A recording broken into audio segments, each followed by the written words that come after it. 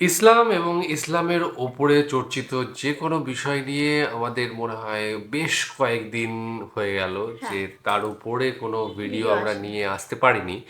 তো ফাইনালি আমাদের মনে হচ্ছে যে এবার ফেরা দরকার সেই সমস্ত ভিডিও নিয়ে যেগুলো তোমরা দেখতে চাও, তোমাদের কারণ কমেন্ট পছন্দের। সেকশনে আসে যে আসে, হ্যাঁ। ইসলামিক ভিডিও একদম, একদম। রিঅ্যাকশন দিন। তো আমরা রেগুলারিটি মেনটেন করতে পারি না, সেই জন্য অনেক সময় এগুলো মিস হয়ে যায়। তো আজকে আমরা সেই দিয়েই আবার শুরু করতে চলেছি।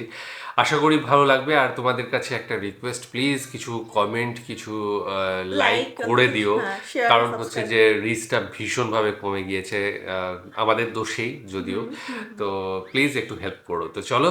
আজকের ভিডিওটা দেখে নিই। আর তার শিরোনাম হচ্ছে কোরআন ভুল ভুল ধরতে ধরতে গিয়ে গিয়ে যেভাবে ইসলামের ইসলামের পথে পথে আসেন গাজী রাকায়েত। গাজী রাকায়েত। তো চলুন ভিডিওটা ভিডিওটা দেখে শুরু নিই। করে রাখ। মুসলিম পরিবারে জন্ম নিয়েও একসময় চরম নাস্তিকতায় ডুবে গিয়েছিলেন দেশের গুণী নির্মাতা ও অভিনেতা গাজী রাকায়েত। স্রষ্টার অস্তিত্ব অস্বীকার আচ্ছা। করে ইসলাম ধর্মের বিরুদ্ধেও লিখেছেন নানা মতামত।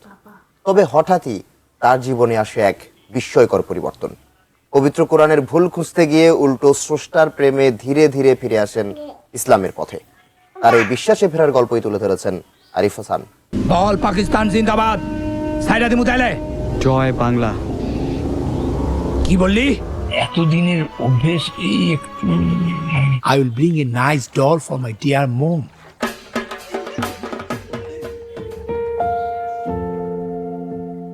দেশের গুণী নির্মাতা ও অভিনেতা গাজী রাকায়েত, যিনি স্বল্পদৈর্ঘ্য পূর্ণদৈর্ঘ্য চলচ্চিত্র নির্মাণে অর্জন করেছেন একাধিক জাতীয় স্বীকৃতি। তবে নতুন করে আলোচনা এসেছে তার জীবনের গতিপথ পাল্টে যাওয়ার গল্প। আমি কোরআনের সায়েন্টিফিক এরর ধরতে গিয়ে কোরআনের সৌন্দর্যে মুগ্ধ হয়েছি। সম্প্রতি ইয়াহিয়া আমিনের এক পডকাস্ট শোতে ইসলাম ধর্মে তার ইউটার্ন নেওয়ার গল্প তুলে ধরেন। আমার একটি ক্ষোভ জন্মে সৃষ্টিকর্তার উপরে, ধর্মের উপরে। ছোটবেলা থেকেই মেধাবী ছাত্র হিসেবে পরিচিত এই নির্মাতা পড়াশোনা করেছেন বাংলাদেশ প্রকৌশল বিশ্ববিদ্যালয়ে। একটা সময় বিজ্ঞান চর্চা ও ব্যক্তিগত জীবনের কিছু বেদনাদায়ক অভিজ্ঞতা, বিশেষ করে কাছের একজন আত্মীয়র মৃত্যু, তার মনে স্রষ্টা নিয়ে গভীর প্রশ্নের জন্ম দেয়। ধীরে ধীরে তিনি ধর্ম থেকে দূরে সরে গিয়ে নাস্তিকতার দিকে ঝুঁকে পড়েন। এটা হয়েছিল একটা মৃত্যু যন্ত্রণা থেকে, ডেথ থটস চিন্তা করে। আমার একটা ভাইনা মারা গিয়েছিল। আল্লাহ, তুমি আমাকে সৃষ্টি করছো কেন? আমি কেন মৃত্যুর মধ্য দিয়ে যাবো? আমি তোমার বলছি সৃষ্টি করতে। গাজী রাকায়েত জানান, এই সময়টাতে তার চিন্তার জগৎ গড়ে ওঠে যুক্তিবাদী দৃষ্টিভঙ্গির ওপর। তিনি পড়তে শুরু করেন আলবার্ট আইনস্টাইন এবং স্টিফেন হকিং এর মতো বিজ্ঞানীদের লেখা। মহাবিশ্ব সৃষ্টি এবং অস্তিত্ব নিয়ে বৈজ্ঞানিক ব্যাখ্যাই হয়ে ওঠে তার ভাবনার কেন্দ্রবিন্দু। এক পর্যায়ে তিনি নিজেকে দৃঢ়ভাবে নাস্তিক হিসেবে ভাবতে শুরু করেন। আইনস্টাইন তখন আমার বইটা পড়া হয়েছে, থিওরি অফ রিলেটিভিটি। আমার স্টিফেন হকিংস পড়া। আমি পুরোপুরি একজন এথিস্ট হয়ে গেলাম। তবে তার জীবনের মোড় ঘুরে যায় এক ভিন্ন উদ্দেশ্য থেকে শুরু হওয়া যাত্রায়। পবিত্র কোরআনের ভুল প্রমাণ করার উদ্দেশ্যে তিনি কোরআনের একটি বাংলা অনুবাদ সংগ্রহ করেন। কিন্তু এই অনুসন্ধানই তাকে এক নতুন বাস্তবতার সামনে দাঁড় করায়। মুসলমান, কি অধিকার আমার? তো আমি তো কিচ্ছু জানি না। তিনি জানান, কয়েকদিনের মধ্যেই কোরআনের ভাষা, ভাব ও গভীরতায় তিনি আলোড়িত হতে থাকেন। বিশেষ করে একটি আয়াত তাকে গভীরভাবে নাড়া দেয়। ওই আয়াতে আল্লাহ কোরআনে বলেছেন, আল্লাহ মানুষ সৃষ্টি করার পর তার মধ্যে নিজের রূহ দিয়েছেন। তুমি কোন জ্ঞানের উপর ভিত্তি করে বলো আল্লাহ নাই? কত জ্ঞানী তুমি! তুমি যতই পণ্ডিত হও, 99 পর্যন্ত করবা, কিন্তু তুমি 100 হবে না। তোমার বিশ্বাস করবেন, এই এক হচ্ছে আল্লাহ। এই এক আমাকে 100 দিবে। ধীরে ধীরে তিনি কোরআনের বিভিন্ন আয়াত, প্রেক্ষাপট ও তাফসির নিয়ে পড়াশোনা শুরু করেন। তার ভাষায় শুরুতে যে বিষয়গুলোকে তিনি ভুল মনে করেছিলেন, পরে সেগুলোর ব্যাখ্যা ও প্রেক্ষাপট জানার পর নতুনভাবে উপলব্ধি করতে সক্ষম হন। আমাদের কোরআনে যে 28টা অ্যালফাবেট আছে, প্রত্যেকটা অ্যালফাবেটের একটা রিপ্লেসিং নাম্বার আছে। আল্লাহ এটাকে প্রফেসি নাম্বার বলে। যদি কোরআনের মতো কোরআন আনার জন্য মানুষ ও জিন এক যুগে চেষ্টা করে, তবু তারা এর মতো আনতে পারবে না। গাজী রাকায়েত জানান, কোরআনে মহাবিশ্বের সৃষ্টি, যেমন বিগ ব্যাং তত্ত্ব, সূর্যচন্দ্রের কক্ষপথ, এমনকি সাগরের পানির ভিন্ন স্তর, এসব বিষয় তাকে ভাবিয়েছে। সূর্যর কক্ষপথ আছে কিনা সেটা মাত্র ডিসকভার হয়েছে হাবল টেলিস্কোপ আবিষ্কার হওয়ার পর। তাহলে 1400 বছর আগে কিভাবে কোরআনে বলে আল্লাহ সৃষ্টি করেছেন রাত্রি ও দিন ও সূর্য ও চন্দ্রকে, প্রত্যেকে নিজ নিজ কক্ষপথে বিচরণ করে। একজন প্রকৌশলী হিসাবে কোরআনের গাণিতিক বিন্যাসও তাকে বিস্মিত করেছে। তার মতে সূরা ও আয়াতের বিন্যাসে যে সামঞ্জস্য রয়েছে তা মানব সৃষ্ট হওয়া কঠিন বলে মনে হয়েছে তার কাছে। আল্লাহ কয়, তুই কত বড় ম্যাথমেটিশিয়ান, তুই আমার বলবি? 15 দিন নিজে মাতবুরি করে এই বানাইতে চাইছিলাম, আমি 15 ডেজের দিন অসুস্থ হয়ে গেছি।